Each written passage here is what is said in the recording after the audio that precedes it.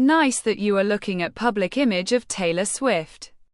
American executive Paula Erickson handled Swift's public relations from 2007 to March 2014 through her Nashville-based Erickson Public Relations. Swift, who planned to make her PR in-house, then hired Tree Payne, her exclusive publicist. Swift is Payne's first and only known client. Payne has received press coverage for guiding Swift through a number of publicized moments, such as Swift's 2016 controversy with West following the release of his single, Famous, her 2017 sexual assault trial, her choice to speak on politics for the 2018 U.S. midterm elections, the 2019 dispute over her masters, and a 2023 series of claims about Swift by celebrity gossip social media account Do Moi. The decade-spanning feud between Swift and West mutually affected their reputations and cultural perception. In September 2009, at the 2009 MTV Video Music Awards, Swift won the MTV Video Music Award for Best Female Video for her 2009 song, You Belong With Me, becoming the first country singer and one of the youngest artists to win her MTV Video Music Award. While Swift was delivering her speech, West climbed the stage, interrupted her, and took her microphone to declare, "Yo Taylor, I'm really happy for you, I'ma let you finish. But Beyoncé had one of the best videos of all time," referring to Single Ladies, 2008. Swift was then escorted backstage. Beyoncé later won Video of the Year that evening and invited Swift to finish her speech. Nevertheless, West's actions were met with widespread criticism. Then U.S. President Barack Obama called West a jackass on television. West issued apologies and blamed his difficult day, but subsequently recanted. Swift joked about the incident in her Saturday Night Live monologue in November 2009. Swift and West posed together in photographs from the 57th Annual Grammy Awards in 2015. And she stated that they had become friends with help from Jay-Z, a mutual friend. The feud was reignited when West released his 2016 single, Famous, containing the lyrics, "I feel like me and Taylor might still have sex. Why? I made that bitch famous," in reference to the 2009 incident. West claimed that Swift had approved the lyrics beforehand on a phone call, whereas she said she was not made aware of the second line describing her as a bitch. He also released a music video for Famous, incorporating a naked wax doll of Swift, which she dubbed revenge porn, in 2019. After Swift shaded West in her speech following her Album of the Year win for 1989 at the 58th Annual Grammy Awards, 2016, talking about not letting detractors take credit for her fame. West's then-wife, Kim Kardashian, released trimmed clips of the Swift-West call on Snapchat that appeared to support West's claim. #Taylor Swift is over party became the top trend on Twitter, with viral social media posts calling Swift fake, calculated, manipulative, a snake, a liar, and is not what she seems. Various media criticized, trolled, and cancelled Swift. The backlash caused Swift to step away from the spotlight for a year, avoiding being seen by the press until the 2017 release of Reputation, which was partially inspired by the controversy. It was not until 2020 that the full, unedited footage of the call leaked, proving Swift had not lied, resulting in #Kanye Westis over party becoming the top Twitter trend. The BBC called it the music's most notorious on-off feud. Jones pinpointed her overexposure during the Red and 1989 album cycles as the reason why the media easily turned against her in 2016. Such as an opinion piece from Vice's Grace Medford that attributed Swift's later success to her vilifying West.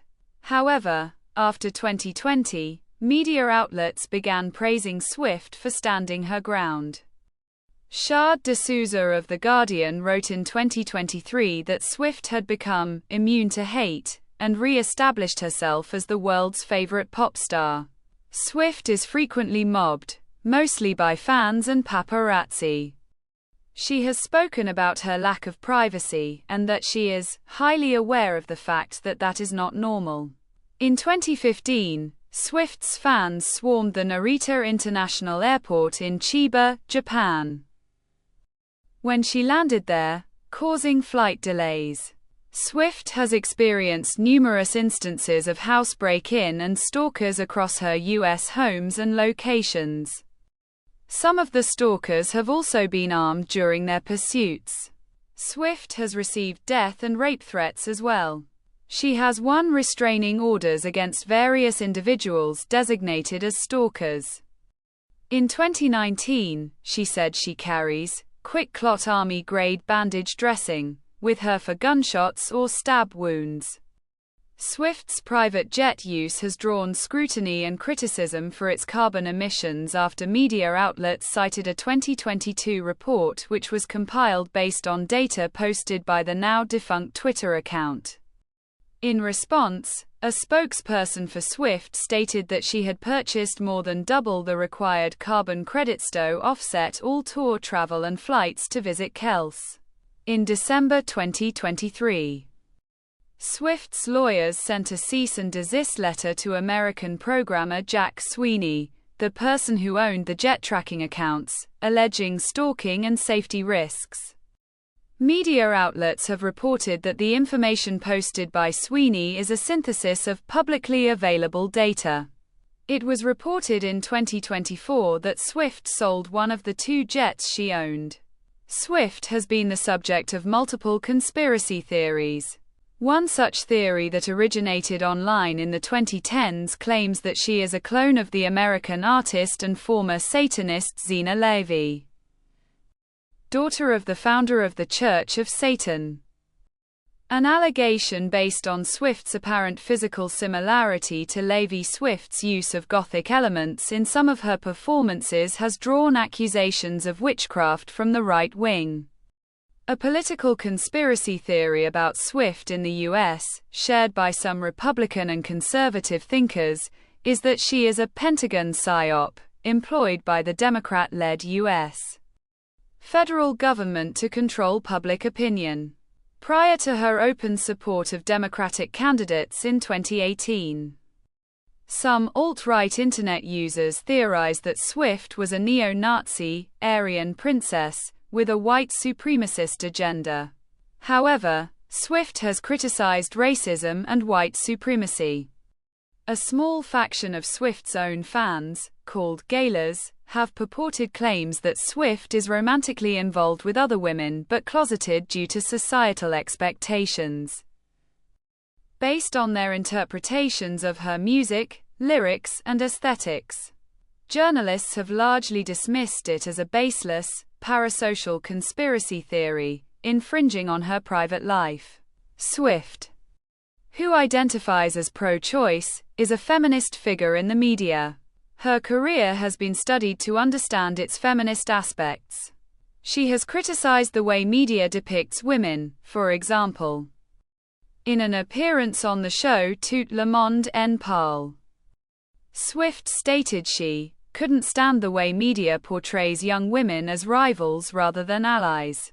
She has regularly donated to various feminist causes and women's empowerment programs. According to a 2023 survey by Morning Consult, 52% of Swift's US fans are women, while 48% are men. Swift's romantic life is highly publicized. Her dating life has been a subject of tabloid scrutiny and has thus prompted some pop culture news outlets to slut-shame her. The media enjoys guessing the celebrity inspiration behind Swift's songs. In the words of Rosen, who wrote that outlets maligned Swift as a serial kisser and teller, as an entitled rich kid, as a mean girl with a victim complex, attributing it partly to the shrill, tone of Swift's early songs. However, Rosen also stated that there is a sexist double standard in the policing of Swift's confessions, especially when you consider the routine misogyny in the songs of rockers, rappers, and woebegone beardy indie balladeers. Some media outlets and journalists are also noted for their bias, frequently vilifying Swift for clickbait or to gain readership, capitalizing on consumer interest in juicy details about Swift's life. More songs are about love than anything else, how wonderful it is when it begins, and how deeply painful it can be when it ends. Taylor Swift did not invent this idea. People have been singing songs about broken hearts as long as music and broken hearts have existed, and her male peers aren't questioned in quite the same way she is. Heartbroken girls are labeled as whiny in our society, while heartbroken guys are endearing and lovable. And it sucks. Nicole Pomarico. Taylor's pointing out sexism in the music industry. Bustle journalists have reported on the intense misogyny and slut-shaming directed at Swift, who has been vocal in condemning all forms of sexism. She highlighted misogynistic language used against her in tabloids and headlines, as well as sexist comments discrediting her achievements. She stated that her dating life has become a bit of a national pastime, and does not appreciate the careful, bro, she'll write a song about you trope as it trivializes her artistry. Some opined Swift is an easy target for male derision, triggering fragile male egos, and that she infuriates male critics by not looking like a sex bot, challenging the male gaze. According to Rosen, some media and public censure Swift's acidic lyrics about former partners while praising male artists like Bob Dylan, Elvis Costello and Drake for the same. Revealing the double standards. Several former detractors of Swift have blamed their subconscious misogyny. The Daily Telegraph opined that Swift's antennae for sexism are crucial for the industry. In various media, Swift has been the subject of comments, jokes, punchlines and memes that have been perceived as sexist. The New Feminist highlights, apart from sexist men, several women also channel their internalized misogyny towards Swift. At the 70th Golden Globe Awards, January 2013, hosts Tina Fey and Amy Poehler delivered a joke about Swift, following tabloid news that week that claimed Swift had broken up with Connor Kennedy. Fey said that given Swift's interest in famous guys, she should stay away from actor Michael J. Fox's son, who was escorting the award winners off the stage that evening. Poehler disagreed and said, "Swift should go for it," to which Fey retorted. The joke was the subject of viral news coverage. Fey also had a history of joking about Swift's dating life. 2 months later, when Vanity Fair asked about Fey and Poehler, Swift quoted Madeleine Albright. "There's a special place in hell for women who don't help other women." She subsequently elaborated, "For a female to write about her feelings, and then be portrayed as some clingy, insane, desperate girlfriend in need of making you marry her and have kids with her. I think that's taking something that potentially should be celebrated. A woman writing about her feelings in a confessional way, that's taking it and turning it and twisting it into something that is, frankly, a little sexist."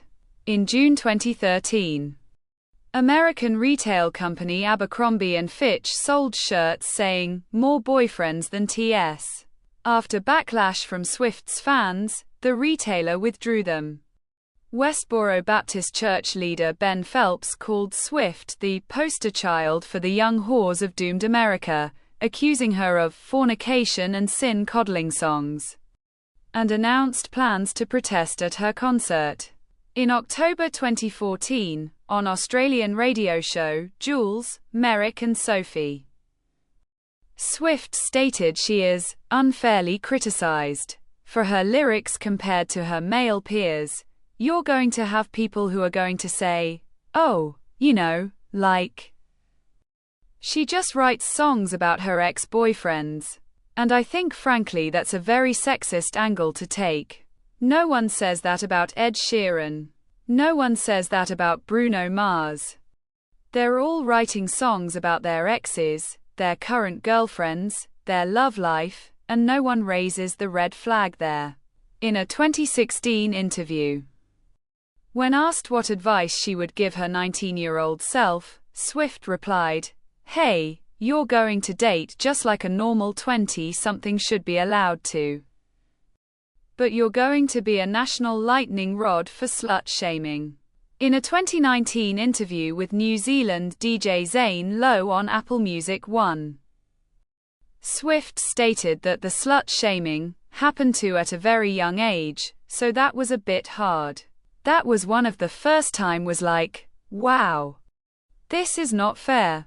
In the article, Why Women Say Sorry Too Much and What to Say and Do Instead, for the Australian Broadcasting Corporation, Kate Medina highlighted Swift's comments on her struggles to deprogram the misogyny in my own brain in Miss Americana.